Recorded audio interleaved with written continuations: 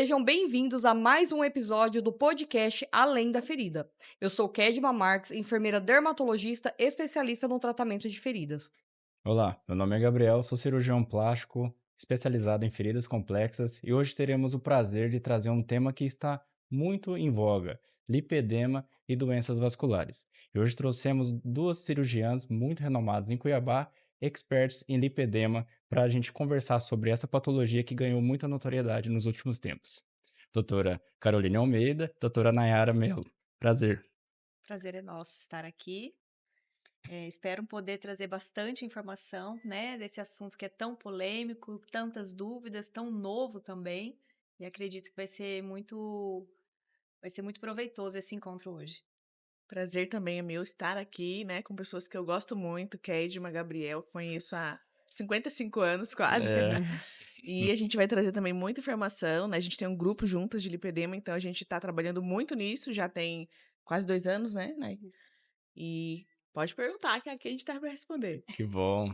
Elas fazem parte do grupo Lipedema MT, que se tornou um grupo formado por 6. seis especialistas de várias áreas. Conta pra gente como é que é o grupo Lipedema, como vocês formaram, por que que a gente está hoje tratando essas mulheres que antigamente a gente não tinha esse diagnóstico tão firmado, e hoje a gente, cada dia mais com a ciência, começou a evoluir e precisou da multidisciplinaridade para tratar uma patologia.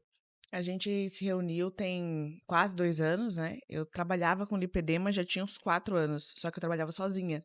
Uhum. E aí, indo nos congressos, conversando com quem estava tratando lipedema no Brasil, eu vi que era impossível tratar sozinho o lipedema, não tinha como só operar, tinha que ter toda uma equipe.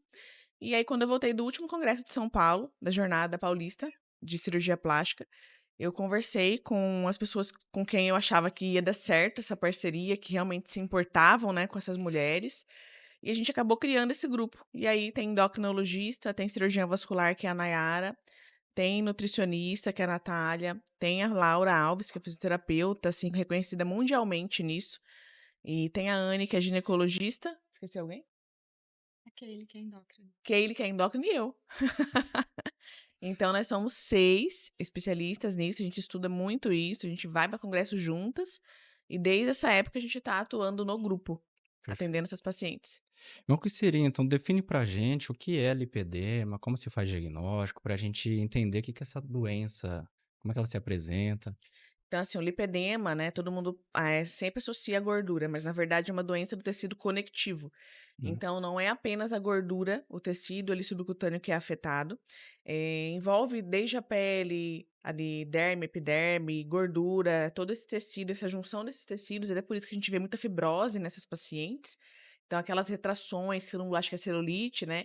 Vem dessa doença do tecido conectivo, é uma doença genética, então é uma gordura diferente. É uma gordura que tem receptores diferentes, e por isso que é uma doença à parte, né? E tem mais ou menos 4 anos agora que entrou no rol do CID, né? De doenças médicas, então agora tem CID a doença. E a partir desse momento, eu acho que quando começou a se alastrar assim, mais sobre doença, notícia, rede social, e tem, na verdade, pouco tempo que a gente discute muito sobre isso, mas há muito tempo a doença já é definida, né, nos artigos científicos. E por isso também que a gente precisa de ter profissionais, né? Porque agora já é doença, agora já tem tratamento definido e a gente precisa de equipe multidisciplinar. perfeito. E como que ela se apresenta na paciente de modo geral? O que que ela sente de sintomas ou sinais clínicos, né? O que que a paciente hoje que está nos ouvindo vai falar assim: talvez eu tenha lipedema e preciso procurar assistência. Assim, acho que geralmente a paciente, a primeira pessoa que ela procura é a vascular. Então, inclusive, se você quiser falar isso, né? Porque sempre é ela. A primeira pessoa que geralmente procura ela e é por causa dos sintomas. Na verdade, a principal queixa dos pacientes com lipedema é a dor e o inchaço. E os pacientes, a grande maioria, não sabe de onde vem esse inchaço, né? Eu retenho líquido, é o que eles chegam falando. Eu quero saber, eu tenho problema de circulação. E eles vêm com essa queixa. E aí, quando a gente vai fazer o exame físico, a gente faz o ultrassom, a gente vê que não é uma doença venosa, não é uma doença vascular propriamente dita, né? Apesar do lipedema englobar os vasos, os microvasos, a gente consegue fazer esse diagnóstico. Apesar do diagnóstico ser um diagnóstico clínico, então vai aí a importância de ter médicos capacitados, porque é muito difícil você diferenciar em pacientes obesos, por exemplo, uma perna de um obeso, uma perna de uma paciente só com lipedema. né? Ou às vezes a associação das duas doenças, que é muito comum. Então, o diagnóstico ele é clínico, mas hoje, graças a Deus, e os estudos que vêm avançando, já existem alguns exames que vão nos ajudar a descartar outras doenças. Então, não existe um exame hoje que você vai lá e faz e fala, é lipedema, é patognomônico, né? Mas a gente consegue ir descartando através de alguns exames. Então, é por isso que o vascular acaba sendo o primeiro contato desse paciente, porque aí eu descarto uma doença venosa, eu descarto um linfedema, eu descarto outras doenças e aí eu chego também através da exclusão nesse diagnóstico mais preciso. Essa procura, ela vem mais de homens ou de mulheres para o lipedema? Ela acomete mais qual homens ou mulheres? 90% dos casos são mulheres. Eu, particularmente, nunca atendi nenhum homem, mas tem relatos, sim, de homens com lipedema, porque como é uma doença em que tem uma modificação da gordura, ela tem uma genética diferente do restante, né? E tá muito associada com o estrogênio, que é um hormônio, né, feminino. Então, você vai encontrar basicamente em mulheres. Então, nossas pacientes, hoje 100%, né? São Eu também mulheres. nunca atendi nenhum homem. Porém, é muito interessante porque o homem passa o gene para as filhas. Então, por exemplo, se eu tenho se a minha avó, né, a mãe do meu pai tinha, meu pai não manifesta, mas eu posso ter, meu pai passa o gene da doença. E isso é muito interessante. E eu acredito que o futuro do lipedema seja os testes genéticos para um diagnóstico mais certeiro, né? Porque hoje a gente dá o diagnóstico, né, mas a gente ainda não tem aquela certeza, é ou não é. E eu acho que os próximos estudos devem vir aí algum exame com fundo genético para a gente poder fechar esse diagnóstico de forma mais precisa. Você antecipou algumas coisas interessantes, falou que o diagnóstico é clínico, isso é bom deixar bem claro, né? Então, vai baseado numa avaliação clínica do médico. E você falou que às vezes você lança mão de alguns exames. Esse paciente então passa por uma triagem fazendo um Doppler da perna para afastar a doença venosa. Tem algum exame que vocês utilizam na prática de vocês para quantificar ou ajudar no diagnóstico, como DEXA ou alguma coisa, algum exame clínico, ou não precisaria também? Hoje, todos os meus pacientes, quando eles passam por mim e chegam, né, com essa queixa na hora de colher a história, eu acho que esse paciente tem essa possibilidade.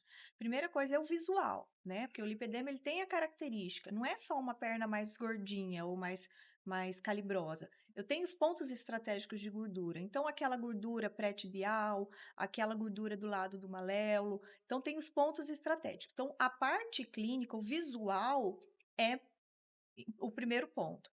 E aí depois eu vou para a questão do ultrassom com Doppler. Primeiro eu descarto as doenças venosas, arteriais, vejo essa questão circulatória, vejo se o paciente tem algum sinal de linfedema. Se eu acho que ele não tem sinal, eu não vou além desse exame, porque a linfoscintilografia é um exame muito dolorido. Então, só se o paciente tiver algo que me chame muita atenção. E hoje eu faço já na minha consulta também o ultrassom de partes moles, onde a gente tem um estudo do Dr. Amato que ele mostra pontos específicos da perna, onde a gente mede a espessura da gordura, desde a pele até a face muscular. E através da imagem do ultrassom, a gente consegue ver também essa fibrose e a inflamação desse tecido. Então, é muito interessante, já tem até uma calculadora para cálculo de paciente de diagnóstico de lipedema hoje, foi lançado no último congresso que eu estive em São Paulo, e é muito legal. Então, hoje, muitos pacientes, hoje, por exemplo, eu atendi uma moça de 18 anos, quando eu olhei, eu falei, eu acho que é só obesidade. E a hora que eu pus o ultrassom, que eu medi a espessura de gordura, era o dobro do limite. Falei, gente, não é só obesidade, que ela estava dentro do IMC que o estudo pede. Então, em muitos casos, isso ajuda. A DEXA também, às vezes, eu uso, que é a densitometria por DEXA, que vai calcular a massa de gordura do corpo, a massa de gordura das pernas sobre a massa de gordura do corpo. Hoje a gente tem um índice aí, né, onde a gente fala, a partir desse índice, fala a favor de lipedema, então você pode ver que todos os exames são fala a favor, nenhum é certeza, né? Porém, o DEXA menor descarta. Então, às vezes, naquelas pacientes, principalmente mais magrinha, onde não tem obesidade, ou aquele estágio muito inicial que você realmente ficou com muita dúvida, às vezes eu uso a DEXA também para tranquilizar essas pacientes. Porém, naquele momento, o paciente pode não ter a doença ainda manifestada. Ele tem o genótipo, né? Mas ele ainda não teve o gatilho para essa doença manifestar. Então, não necessariamente com 18 anos ela tem a doença ativa, mas com 40, se ela não cuidar, ela pode ter. Perfeito. Carol, e quando a paciente ela tem indicação para cirurgia? Hoje a gente tem, 2, vamos dizer assim, 2 caminhos que a gente segue para indicar cirurgia, né. Uhum. Toda paciente que me procura, ela quer operar, né, primeiro ponto é esse. Então ela não às vezes, assim, muito rara, ela vai diagnosticar comigo, mas sempre tem já uma vontade de passar por cirurgia. Mas as indicações mais precisas, né, não existe um guideline sobre isso, "Ó, tem indicação aqui e aqui". Mas todos os congressos, os cirurgiões, né, que trabalham com isso, a gente tem um consenso de que a paciente que está em estágio avançado, com limitação de deambulação, que não tem qualidade de vida, que tem um estágio avançado, ela tem indicação cirúrgica.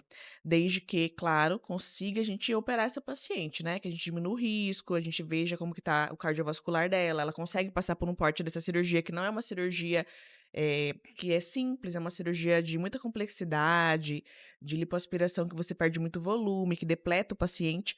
Então, o primeiro ponto é isso, é um paciente que precisa ganhar qualidade de vida.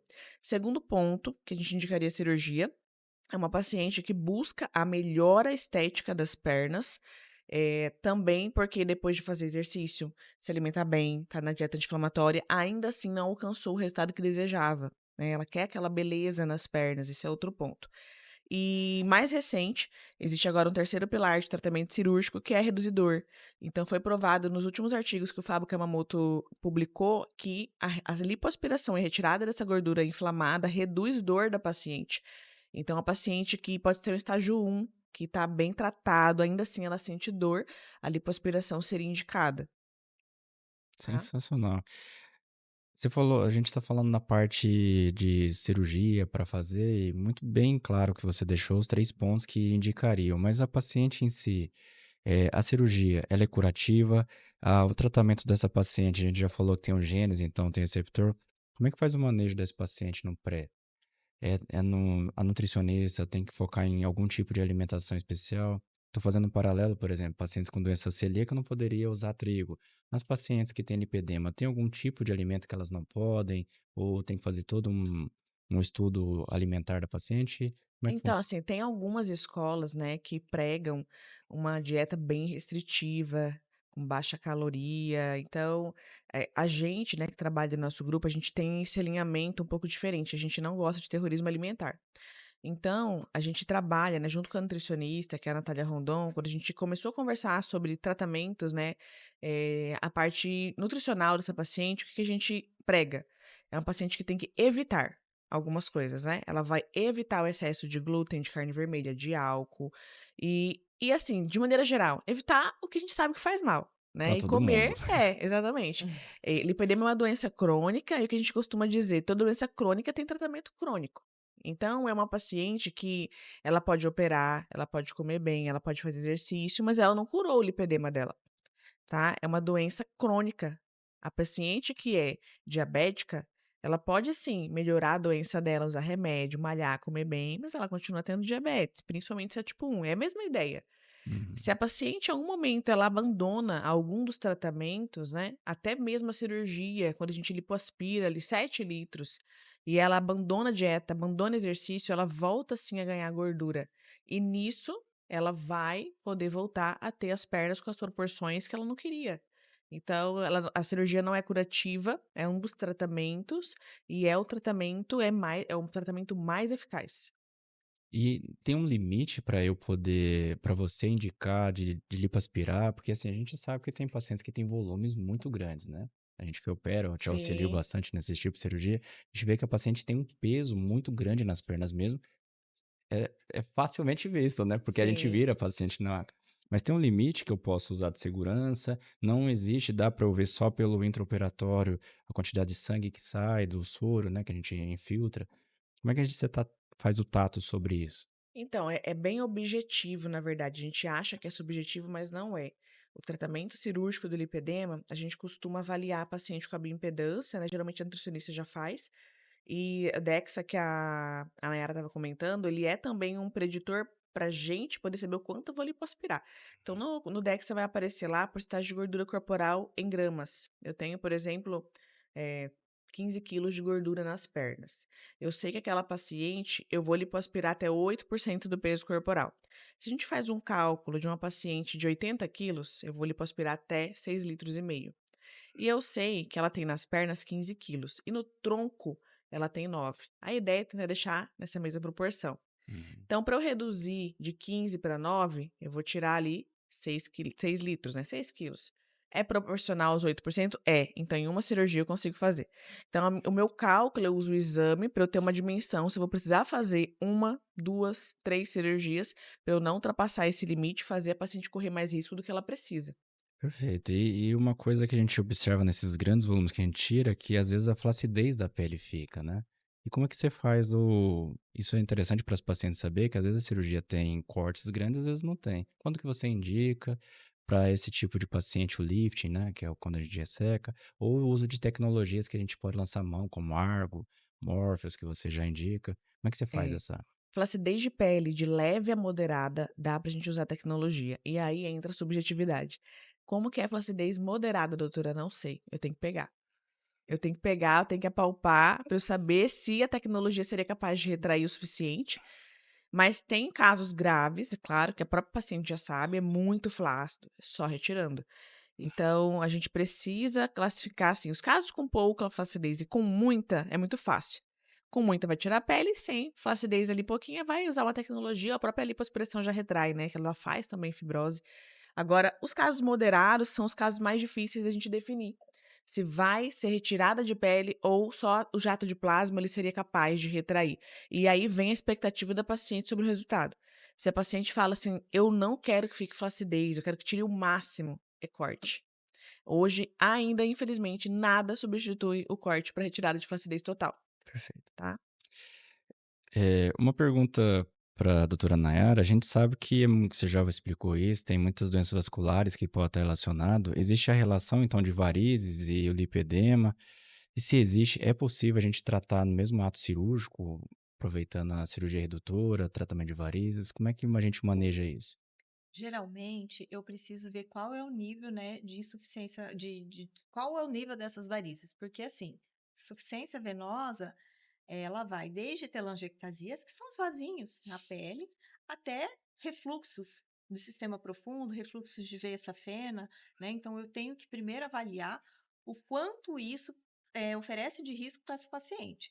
Então, por exemplo, a Carol, o paciente já está em tratamento clínico, já desinflamou, né? Lembrando que antes de qualquer outra coisa, o tratamento do lipedema é desinflamar, é uma dieta, é atividade física, é a drenagem linfática. A gente não pode menosprezar a importância da drenagem linfática nessas pacientes, né? Eu vou avaliar. Ah, essa paciente hoje tem um risco aumentado de trombose por conta das varizes. Quando eu ponho lá na escala de risco de trombose num procedimento cirúrgico, essa paciente aumenta o risco? Então, às vezes, eu preciso tratar essa paciente antes de que o paciente faça o procedimento de lipoaspiração. Por quê? Aumenta demais o tempo cirúrgico e oferece um risco maior de trombose no pós-operatório. Então, o paciente, por exemplo, para a gente fazer um manejo junto, num procedimento junto, ela precisa ter um certo limite de doença, onde eu não vá ocupar muito tempo cirúrgico da Carol e eu não vá limitar o resultado que a paciente está querendo. Porque se eu pegar uma paciente que eu preciso demorar ali 2 horas para fazer o tratamento dessas varizes, eu tenho que tratar 2, 3 safenas doentes, eu vou ocupar muito tempo cirúrgico, eu vou oferecer uma agressão maior e vou ocupar o tempo da Carol. Então, nesses pacientes, por exemplo, o ideal é que eu faça antes, 3 a 4 meses antes, o paciente melhora essa parte circulatória e depois a Carol faz a parte dela. Até para que a Carol faça com mais tranquilidade, com mais segurança nessa questão de trombose, que querendo ou não, é o maior temor das pacientes, né, quando faz esse tipo de cirurgia. Perfeito. O que que é mais comum nesse tipo de paciente? São úlceras venosas ou úlcera úlcera arterial? Qual seria as diferenças delas? Na verdade, o paciente com lipedema, ele vai essa inflamação faz com que eu tenha um retardo da microcirculação, a nível de vasos venosos e linfáticos. O lipedema tem pouca relação com vasos arteriais, tá? Eh, Cirurgia vascular, a gente tem que pensar que a gente tem 3 vasos, né? Artéria, veia e linfático. E o lipedema, ele vai piorar os venosos e os linfáticos. Então, esses pacientes com lipedema, eles têm 40 a 45% mais chance de ter varizes que uma pessoa normal. E a gente sabe que no estágio 4 da doença, pela inflamação crônica, eu posso ter uma inflamação com fibrose do sistema linfático. Então, no estágio 4 do lipedema, eu posso ter um linfedema associado, que aí já é uma agressão do sistema linfático irreversível, e aí o paciente já tem um edema também, aquele edema mais duro, aquele edema diferente. Então, esses 2 vasos são acometidos. Os vasos arteriais geralmente não têm relação com os pacientes com lipedema. Perfeito. Aproveitar, deixa assim, o tema do lipedema é bem amplo, né? Mas aproveitando, a gente teve uma paciente em comum, eu e a Kedma, de uma lesão no dorso do pé, em que a gente estava com dificuldade de fechar essa ferida, mesmo operando, fazendo retalhos, por conta de um lipedema que ela tinha. Então, isso postergou e foi até um tema que a gente levantou para trazer vocês, para a gente aprender mais. Então, aproveitando a deixa, assim, a gente pode ter feridas em pés. Você comentou sobre que tem mais relação venosa. E eu acho interessante a gente diferenciar quando tem uma lesão no membro inferior, se ela tem origem vascular, qual é a origem dessa. Você poderia explicar para a gente, para quando um paciente tem uma lesão na pele, no membro inferior, e a gente pensar em vascular, como que a gente diferencia uma arterial da venoso? É sempre com exame clínico ou exame laboratorial, ultrassonográfico, algo do tipo que leva a favor disso? Como é que você faz esse manejo para a gente? A história já fala muito a favor, né? O paciente arterial é aquele paciente geralmente fumante, é aquele paciente diabético, é aquele paciente que já vem desse quadro de aterosclerose. Então, toda vez que eu pensar em doença arterial, eu tenho que pensar no paciente que está entupindo as artérias como um todo, né? Então, esse paciente vai diminuir o fluxo para os membros inferiores. Quando eu diminuo o oxigênio para minha perna, qual que é o sintoma que eu vou ter? Na hora que eu preciso de mais oxigênio, eu começo a ter dor. Então, geralmente, quando está paradinho, não tem dor, mas quando começa a andar, ele começa a ter sintoma. Então, é uma dor desencadeada geralmente pelo exercício físico, tá? E aí, essas feridas não aparecem de um dia para o outro. Geralmente, o paciente começa com uma dor a longas distâncias. Ah, a gente chama de claudicação. Ah, eu estou claudicando para 1 quilômetro. Ah, eu já estou claudicando para 500 metros. Então, cada vez, o tempo que ele precisa andar para começar a doer é menor. Até que chega um ponto que parado o paciente já tendo dor, porque o tanto de oxigênio que precisa chegar não está conseguindo mais chegar. E o próximo passo é a isquemia. E onde que vamos pensar que o sangue vai chegar por último aonde? Nos dedões do pé, né? Porque eu demoro mais para chegar o oxigênio onde está mais longe. Então, as feridas arteriais, na grande maioria das vezes, são de pododáctilos, são de dedos, tá? Então, essa é a característica principal. Quando eu penso em pacientes com doença venosa, eu já vou pensar naquele paciente que tem uma dificuldade do retorno do sangue para o coração. E o retorno do sangue, ele é totalmente dependente do movimento e da minha musculatura. Então, quando eu fico parado, eu tenho dor, mas quando eu movimento, essa dor começa a melhorar.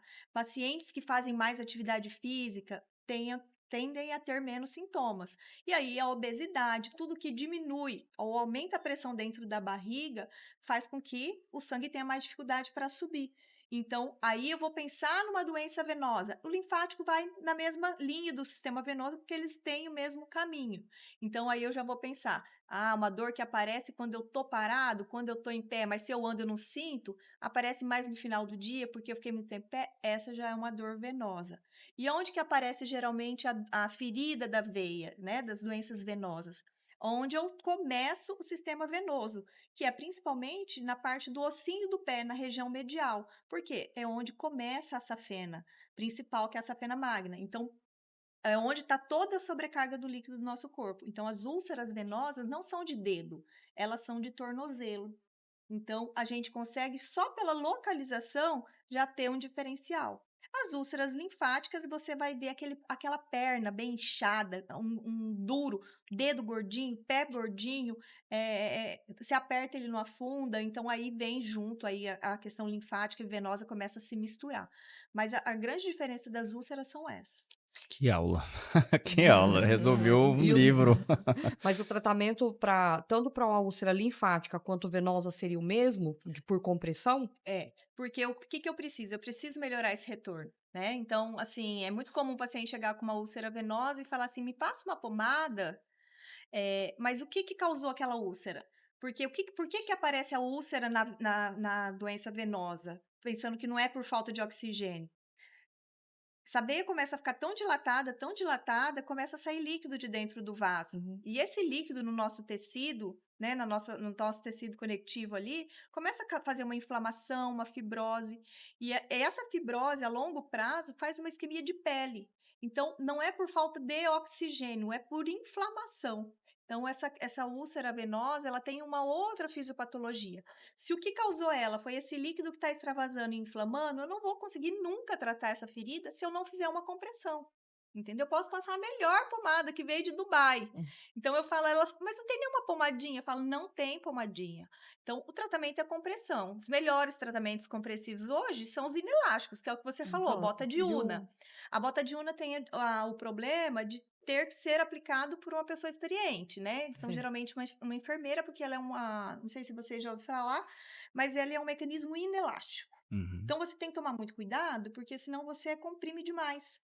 E aí pode fazer uma Aí o problema é isquemia. arterial, né? Tava só Exato. venoso, vira arterial. Então, e aí você tem que fazer ela. Mas hoje a gente já tem umas faixas de velcro que o paciente, durante o dia, ele pode ir soltando. Então, a gente já tem vários mecanismos compressivos. E, assim, o muito importante é a gente diferenciar, porque também pode acontecer o paciente ter doença arterial e venosa.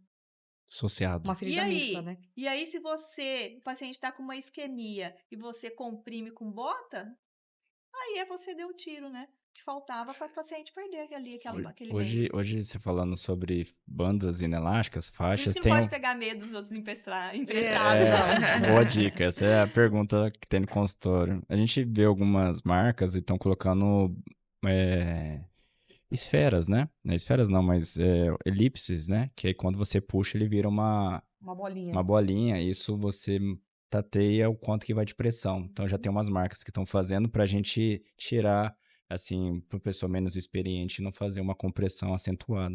Mas interessante essa explicação sua. E o tratamento clínico, você já falou da úlcera venosa, tem que fazer compressão, ajudar o bombeamento, né? E o arterial, normalmente a gente faz um tratamento cirúrgico ou faz clínico também? A doença arterial, ela vai um pouco além. A gente tem uma classificação. Então, o paciente, a gente chama de DAOP, que é uma doença arterial obstrutiva periférica. A gente tem 4 graus, né? Então, a gente tem o grau 1, que é paciente que claudica para pequenas distâncias, longas distâncias. 2, pequenas distâncias. 3, em repouso. E 4, que tem lesões tróficas, que são já lesões gangrenas por isquemia. Até o grau 2, a gente pode tentar o tratamento clínico, que é melhorar essa circulação. Quando eu penso em melhorar a circulação, eu preciso tratar essa aterosclerose. Então, eu preciso controlar o diabetes, preciso parar de fumar, eu entro com medicações para controlar essas placas de gordura. E a caminhada também ajuda, porque quando eu estimulo essa isquemia, o organismo cria uma neovascularização tentando. Então, a longo prazo, o paciente vai ganhando mais tempo mais distância. A partir do grau, o paciente tem isquemia de repouso, dor em repouso e gangrena, aí já tem indicação cirúrgica, tá? Então, não tem como tratar clínico uma úlcera arterial, tá? Tendo úlcera, tendo lesão trófica arterial, já tem indicação de tratamento cirúrgico. Tratamento cirúrgico o quê? Aí a gente vai para uma gama de possibilidades, né? A gente vai desde as angioplastias até as revascularizações com ponte safena, e tem pacientes que às vezes não tem como, às vezes tem que acabar indo para uma amputação, né? Porque vai depender muito como tá essa circulação ali também. Então, a úlcera arterial, fazer curativos é enxugar gelo. Enxugar gelo. Não, porque é o seguinte, ela recebe um paciente com uma úlcera arterial, ela vai falar o seguinte: Nayara, essa paciente aqui vai fazer lá a arteriografia. Ela é passível de fazer uma angioplastia. Ok, vamos fazer a angioplastia. A gente vai fazer ela fez, melhorou a circulação. Depois eu vou cuidar dessa ferida. Depois que eu fiz a Mas é só angioplastia, Aí sim. depois da angioplastia, né? exatamente. É, Exatamente, porque não tem como eu melhorar uma ferida que não tá chegando oxigênio, Uhum. entendeu? Não, mas tô pensando só do ponto de vista de custo pro paciente, por exemplo. Uma paciente que tá numa fila esperando uma cirurgia, ela ficar troca curativo e não vai. É o Ah, que eu não, mas pensei assim. Norma Ele poderia ficar fazendo em casa, né? Isso que eu É que pensei agora, assim, normalmente, né, né? doutora, o não, paciente arterial ele é rápido. A e evolução é esse rápida, paciente ela não fica em não casa. fica em casa. Esse paciente não Ele fica em já casa, é vai indicação logo de ao internação. hospital, É já. indicação de Eu internação. recebo muito na clínica paciente, a maioria dos meus pacientes, né? Acho que mais de 60% deles ou são venoso ou são arterial. E a maioria deles, poucos conseguem sair da amputação. Ou amputação de pulodátil, ou amputação de hálux, ou amputação de meio pé. Depende do grau É uma da doença que infecção. evolui muito rápido. De um dia para o Exatamente. Ah, outro, então isso que eu ia As- perguntar, se era porque demora pra operar ou porque é muito é muito rápido. rápido. Esses pacientes, normalmente, como são diabéticos, já têm neuropatia. Aí eles pisam num prego, ou pisam em alguma Exatamente. coisa, aí eles não sabem que tem a doença arterial. E eles só Uhum. vão descobrir a doença arterial quando machucam e aí vem Porque na pra verdade não é muito necrose. rápido, né? É muitos anos, né, de agressão. Aí quando aparece a aí ferida, a né? Aí ferida parece que é anuncia. rápido. Não, tem 30 anos de É, agressão aí da é, Não, aterosclerose, exatamente. né? E assim, eu sempre brincava com meus alunos que assim, esse paciente de doença do pé diabético isquêmico, né? A gente gosta de usar esse termo. É aquele paciente que ele não vê porque ele tem uma neuropatia, ele tem uma retinopatia. Ele não sente porque ele tem a neuropatia. Ele só vê na hora que fede, Uhum. é outra. na hora que pega uma infecção. Porque ele não enxerga, ele não consente e ele só vai ver que tá com uma ferida no pé na hora que ele sente o cheiro. Já tá avançado, né? Aí não tem ceftriaxona, não tem pomadinha de estufa, aí A cobertura, na não verdade, é para faz sentido. você evitar uma infecção, né? Você vai fazer uma Sim. cobertura, na verdade, de gerenciamento de feridas. É. Mas isso que você falou, para mim, assim, de úlceras às vezes são mistas, até voltando, assim, e entrando num campo, né? Hoje, nós, num pós-operatório, nós cirurgiões de qualquer área, principalmente a plástica, a gente tem muito medo de trombose. Então, a gente usa muito no nosso cotidiano, vou usar meias antitrombóticas, às vezes medicações. Eu queria que você explicasse pra gente como é que a gente tria esse paciente para fazer a prevenção de tromboses. E se a meia, por exemplo, igual você falou, eu tenho que saber se ele tem doença arterial também associada, porque às vezes a meia antitrombótica ficando usando contínua, eu posso piorar uma doença arterial dele, tentando evitar uma doença venosa. Como é que você faz esse balanço para os nossos pacientes? É muito comum na UTI a gente ver o paciente com os dedos mais pretinhos, porque usou drogas que fez vasoconstrição, às vezes usou uma bota que fez uma. Então é muito comum. Muito simples. Uhum. Todo paciente seu, você tem que palpar pulso do pé. Você sentiu pelo menos um pulso no pé, você está liberado para usar essa meia, tá? A meia de pós-operatório que vocês usam é uma meia de baixa compressão, tá? Ela não é uma meia apropriada para paciente que tem varizes. Ela é uma meia de baixa compressão, porque ela é a meia que a gente usa até para dormir. Não tem como usar uma meia de média compressão e dormir com ela, tá? Então, ela é uma meia de baixa compressão. Então, ela já não é uma meia que vai fazer uma isquemia tão grande. Mas, assim, quer estar com a consciência tranquila? Palpa. Palpa os dois pulsos do pé. Achou pelo menos um? Tranquilo, dorme em paz, que não vai acontecer nada. A Não, de média, quantos milímetros de mercúrio, né? A baixa compressão é uma meia de 15 a 20. Média de 20 a 30 e alta de 30 a 40. Quando que eu uso 30 a 40? Quando o paciente ainda está com sintomas de varizes, né? Paciente que tem linfedema, que ainda está com sintomas mesmo com o uso da média, ou pacientes que já têm, assim, aquele linfedema muito avançado, então, assim, aí entra a alta compressão. E também nos meus pós-operatórios, aí eu uso alta compressão. A gente usa a média ou baixa a mesmo, gente né? baixa, Então, né? para um A antitrombótica é paciente baixa, é 20 milímetros. É 20 a 30. É 18 a 21 que vocês usam. É. 18 a Não, 21 é baixa. então, mas tem uma outra marca que a gente usa 20 a 30. Por isso que eu tava perguntando pra ela. Uhum. Que acaba sendo É média, aquela né? branca que vocês É usam no branca. intraoperatório, ela é 18 a 21, porque ela tem um material que não é inflamável. Então, vocês podem usar o cautério. Eu não posso pôr uma meia normal e usar o cautério, porque aí eu posso causar queimadura no Que é paciente. durante a cirurgia, a gente Isso. coloca lá antes da cirurgia e Exatamente. opera. Sim. E a questão, assim, para a gente triar, já que a gente entrou nesse assunto, eu queria muito trazer isso, aproveitando a sua presença aqui. A evitar trombose, a gente usa esse corte Caprini. Como é que a gente faz a avaliação desse paciente? A triagem para a gente usar as meias, todos os pacientes têm que usar, o tempo cirúrgico conta, não conta, e se eu preciso, além da meia de antitrombótica, nebulação precoce e medicação, como é que a gente faz esse tato para o paciente, para o nosso colega cirurgião e para os pacientes também entenderem? O score de Caprini, ele é usado tanto para a parte clínica como a parte cirúrgica, né? É uma lista lá, tem desde a idade do paciente até o uso de hormônios, que hoje é algo muito relevante. Se o paciente tem lipedema, se incha, também já aumenta um ponto. Então, a gente vai avaliar todos. Tem alguns itens de laboratório que a gente precisa ver, onde tem ali pesquisa de algumas trombofilias. Então, se a gente fizer o Caprini bem detalhado, a gente vai chegar ali num grau. Se o paciente é muito baixo, baixo, médio ou alto risco de trombose. Só que o Caprini, ele não vai falar muito especificamente sobre tempo cirúrgico, ele fala um pouco, mas ele não se aprofunda nisso.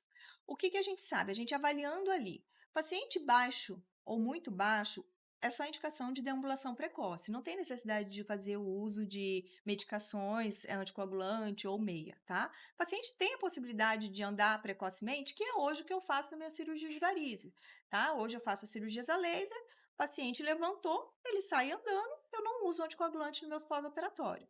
Agora, o paciente já vai para um baixo risco, né? Desculpa, para um médio risco. Nesse paciente, eu já entro com a indicação de usar a meia e a profilaxia.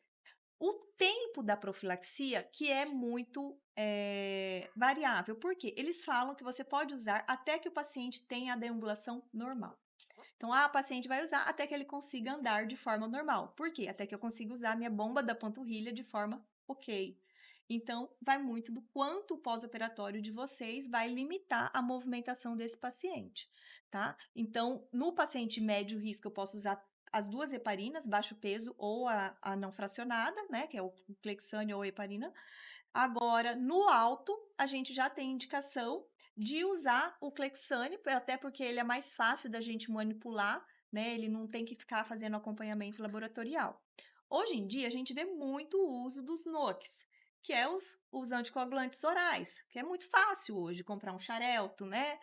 Agora que perdeu a patente, os preços abaixaram. Mas não existe guideline que te previna de que você usou um xarelto, você está prevenido. Hoje os guidelines falam, você está totalmente respaldado e você está fazendo exatamente com o uso da heparina, que é o Clexane. Ótima, isso é muito bom de saber. E a questão do uso da meia antitrombótica, eu tenho que usar 24 horas, eu posso usar só durante o momento que eu vou fazer a minha bomba, né, que é ficar de pé. Como é que a gente pode manejar isso? Precisa usar 15 dias, é 20 dias, 30, ou depende do porte também? Então, a meia de baixa Pode dormir compressão, com ela. você pode ficar com ela. Ela é de baixa justamente para que você tenha isso. Porque o paciente ali, às vezes, ficou o dia inteiro meio acamado, né? Ele levanta, vai ao banheiro, senta numa mesa, mas ele não está nas suas atividades normais. E então, assim, esses pacientes eles têm que ficar com ela 24 horas. Porque senão ele vai ter, durante a noite ali, às vezes, uma estase ali venosa que pode causar essa formação de trombo. Então, quando tá usando essa meia de baixa, a indicação é que fique com ela 24 Uhum. horas. Eu mantenho geralmente 24 horas e também penso no desgaste que é tirar e pôr toda hora, né? Uma É, paciente recém-operada de abdômen, você fala, pode tirar à noite, pode pôr de manhã, pode tirar à Não noite. dá. E é, fica muito mas desgastante, né? não, perfeito, é bom saber porque isso aí também a gente pode individualizar. Tem paciente que às vezes o cuiabá é muito quente, às vezes fala: "Ah, não tem um momento que eu posso ficar sem ela", pra até para o cirurgião poder orientar. Ah, sim, na hora do banho você fica sem ela. Sempre fica, né. Daí Gente, meia é o meu maior dilema. é porque É, É a maior existe o dificuldade que a gente tem desconforto. com os pacientes que Esses precisam dias eu usar. fui num congresso e eu achei muito interessante. Ele falou assim: é, 95% dos pacientes não vão fazer o que você prescreveu. Falei, gente, o índice é muito é alto, muito né? alto. E a meia, em Cuiabá, a Uhum. resposta é certa. Mas é muito quente, doutora. Enfim, tem pacientes que não tem como abrir mão da meia, é um tratamento, assim, fantástico. Veio evoluções, existem hoje meias de várias Sim. malhas, meias com efeito climático. Então, assim, não tem Eu vivi na pele o uso da meia, né? Que eu usei na gestação quase toda, muito edema, né? Fiz pré-eclâmpsia. Hoje, quando o paciente fala pra mim, muito quente, doutora, eu falo, eu sei, e eu usei. Você vai usar também. E hoje a gente tem várias, Usava. agora você falou, várias opções. Eu tenho um paciente que não conseguiu se adaptar com a meia, mas conseguiu com o Wide Wrap, que é o do velcro. Outros já têm alergia à E bota é de quente Una, também, e é né? quente. Aí eu já consigo fazer a compressão com Rosidal K, que é inelástico, que se ele tem alergia à bota, Uhum. você muda o tratamento Não, para mas é Rosidal assim, K. E aí você vai bota é mudando, né. fantástico, né? Mas nada substitui o tratamento dela. A resposta é muito É rápida. fantástico, Tem paciente que fantástico. tá lá 1 ano, 2 anos com a ferida, em questão de 2 Você meses, se fecha a for ferida. certo, fecha a ferida. Aí Uhum. aqueles que usam tenho uma paciente que eu atendi ela em 2021. Não, é Vou isso, devolver uma pergunta final de para você. 2021. Eu tenho Ma paciente que tem dificuldade no velcro, tenho paciente que tem dificuldade de boca de Una, e eu, às vezes, eu uso muito a meia, aquela meia que vem com a meia branca com sais de prata o por Sur baixo. Comfort Isso. E gosto, tenho bons resultados, porque também. elas adaptam bem, elas Eu porque é prescrevo mais muito. fácil. Você Isso. tem boas experiências Sim. também? Porque Normalmente os meus pacientes eles aderem ao Ulcer Comfort, porque a meia branca facilita vestir a meia e ela é de zíper, bege, né? e Os é de pacientes zíper, gostam. e eles usam, aderem. Essa paciente que eu estava falando, É uma eu meia tra mais cara, mas eles ela gostam. ficou 2 anos com a ferida, e nada, ninguém conseguiu fechar a ferida dela. Aí ela veio pra mim, o filho dela olhou pra mim: "Duvido que você vai fechar a ferida, né, mas mais uma que vai falar que vai fechar". E eu fiz o tratamento com bota de Una, 2 meses, fechou. Então tem 3 anos que eu abri a clínica, e ela voltou agora, porque ela deu uma relaxada no Na uso da meia. meia e voltou a abrir a ferida. E aí eu voltei com a bota de Una e O agora uso ela vai voltar com é o Ulcer Comfort de constante, novo. É então. constante. Tem paciente que tirou a compressão, volta com a Mas é recidiva. interessante como que é a doença vascular, né? Ela anda junto com o lipedema, assim, a gente ouve Nayara falando, né, sobre anatomia, essas coisas, porque toda essa parte que você falou assim, a vascularização fica mais longe do coração. E o nosso medo quando a gente lipoaspira é sempre na quantidade de lipoaspirada, porque assim, perna, coxa e panturrilha e pé é isquêmico. É. Quanto mais longe do coração, ele naturalmente é isquêmico. Claro, já é também uma parte que já está adaptada, né? Também a Uhum. ser isquêmica. Mas quando a gente entra com a lipo, limpa muito, usa tecnologia. E vem o risco de fazer uma ferida, né? Justamente porque a gente no final vai ter que enfaixar essa perna. Uhum. Eu sempre falo, Gabriel, quando a gente para junto, Gabriel, é 1 centímetro, não menos que isso. Então a gente não usa tecnologia em panturrilha também, porque já é fina, né? Na região da tíbia, então, lipou e pronto. Não É vai uma área usar muito nada. sensível. Essa região tornozelo ali, pré-tibial, é muito sensível, não tem jeito. É onde aparecem as complicações. Olha, eu queria agradecer demais. Eu acho que foi uma aula, eu nunca fiquei tão abismado assim, tanta informação nova, e olha que eu estou envolvido com as 2 áreas e eu fico assim: "Meu Deus", sempre aprendendo, isso é bom demais. Acho que a gente nunca pode parar. Eu queria agradecer muito. E antemão, já vou fazer uma propaganda, um merchan para nós. Elas 2 são minhas sócias. A partir de agora, a gente vai abrir uma clínica chamada Noale, onde a gente vai atender todas as pacientes. O grupo de lipedema MT vai estar lá em peso. Então a gente vai conseguir ter um centro para que essas pacientes já vá num lugar só e já resolva todas as questões dela nutricionais, endócrinas, a questão vascular, cirúrgica, de redutora, se precisar. Então eu vou estar lá, porque eu sou um grande cirurgião que eu adoro ficar perto delas, né, para aprender, mas o grupo vai estar lá. Então a clínica vai ser bem envolvente, a gente tem uma proposta de humanizar, e a gente quer trazer algo diferente para Cuiabá, que é acessibilizar para paciente tratamento global sobre isso. Então, eu gostaria que vocês finalizassem. Eu queria agradecer muito e ponham o Instagram de vocês para as pessoas procurarem vocês, que eu acho que as 2 são muito ativas, eu tenho que aprender muito com vocês 2, é muito elucidador.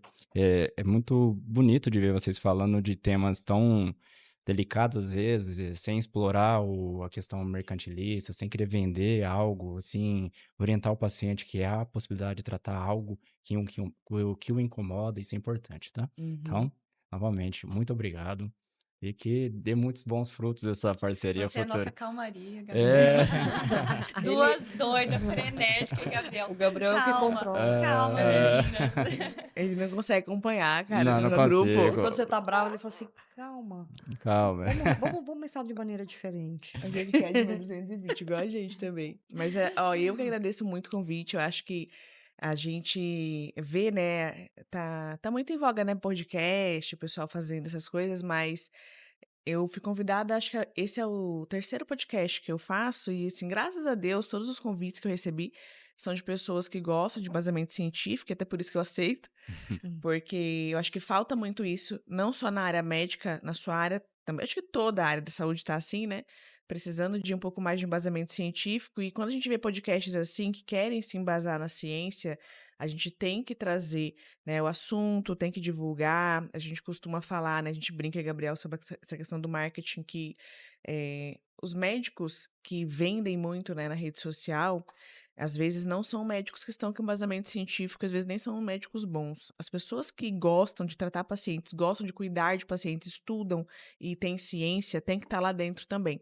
né, da rede social. Então, ter uma divulgação como essa, um podcast que discute com base em ciência, tem que ser muito divulgado, a gente tem que realmente fazer barulho, mostrar o lipedema por ser uma doença agora que tá todo mundo, né, querendo pegar um pouquinho para si Um ali. novo nicho. É uma coisa que a gente tem que mostrar que aqui nenhum de nós, nem a Nayara, nem ninguém do grupo está interessada em ganhar em cima do paciente, né? Tudo que a gente faz e tudo que a gente vende, até porque assim, ninguém é hipócrita, a gente vende, né, nosso trabalho, mas a gente vende com base em trazer felicidade para o paciente. É isso que a gente quer, é trazer saúde e trazer felicidade. Ninguém vai mentir para o paciente, tudo que a gente prega é tudo que tem estudo. Então é por isso que a gente vai em congresso, por isso que a gente foi em São Paulo para estudar e para trazer ciência para cá. E agora com a clínica a gente vai conseguir pôr em prática, né, o grupo junto ali, atuando para esses pacientes. Eu agradeço também. O Gabriel falou assim: a gente está montando um podcast de ferida. Eu falei: ai, meu Deus, eu sou vascular, mas hoje eu faço mais a parte venosa, mas fiquei muito feliz. Ainda tenho um contato com a parte de feridas, porque eu tenho um concurso, né? Então, lá onde eu falo que eu sou a vascular raiz, onde eu trato pé diabético, onde eu trato paciente com doença arterial. E eu me coloco à disposição, porque eu sei que, assim, ferida e vascular tá aqui Andam amarrada juntos. muito e não tem como, às vezes, dar um desespero. Nayara, o que que é? O que que você acha? Me coloco super à disposição, fiquei muito feliz com o convite. E a gente também esqueceu de falar que tem que tratar as varizes, né, pra não ter a úlcera. É. Uai, gente, o mais importante, falando da úlcera, como que Então, previne e trata as varizes, né? Só meia também não. Mas é isso, então agradeço, Gabriel, o convite. É um prazer, quero te conhecer e me coloco à disposição aí para qualquer pode deixar que a gente vai necessidade. ligar. É o É, que que a faz. Diva vai te ligar, viu? Eu acho que, assim, eu mando muito paciente para vascular e eu acho interessante que a relação que eu tenho com eles e de confiança, né, porque são 5 anos trabalhando, 5 anos atendendo esses pacientes, e aí a gente fala: "Ó, doutor, eu acho que tá indo para esse caminho", e eles confiam e normalmente dá certo e a gente consegue resolver o problema do paciente. E Uhum. eu acho muito bonito, assim, Carol, eu de longe lá, né, eu já vi o movimento de vocês relacionado ao lipedema. Acho isso muito interessante, né, para os nossos pacientes, para as pessoas que eu sei que seguem a gente aqui, ter pessoas como vocês que não estão entrando na moda, vocês já vinham trazendo, acho que vocês foram uma das pioneiras aqui no Mato Uhum. Grosso, nesse movimento do lipedema. Sim. Então é importante a gente dizer isso, porque a gente está numa fase da moda, né, "Ah, eu vou fazer agora porque isso vai dar dinheiro, vou fazer aquilo". Mas não, procurar profissionais como vocês que já atuavam, que já trabalhavam. Não por ser uma moda hoje no tratamento do lipedema. Uhum. Então é isso, a gente encerra esse episódio. Então, igual a Nayara falou, aqui a gente não trata, aqui o podcast, a ideia é trazer profissionais que a gente vai além da ferida, ou seja, entender patologias que podem evoluir, eh, patologias que podem atrapalhar o processo de cicatrização. Então, a gente vê a ferida como resultado de algo. Então, eu sempre falo para todo mundo, a ferida é o resultado, às vezes nutricional, às vezes inflamatório, às vezes é um câncer, alguma coisa. Então, a gente tem que ter esse olhar além dela. Então, a gente fica muito agradecido. Esse foi um podcast que eu acho que foi muito enriquecedor, principalmente porque é uma doença muito em voga, né? Que agora tá tudo muito bem. E até a próxima. Até a próxima.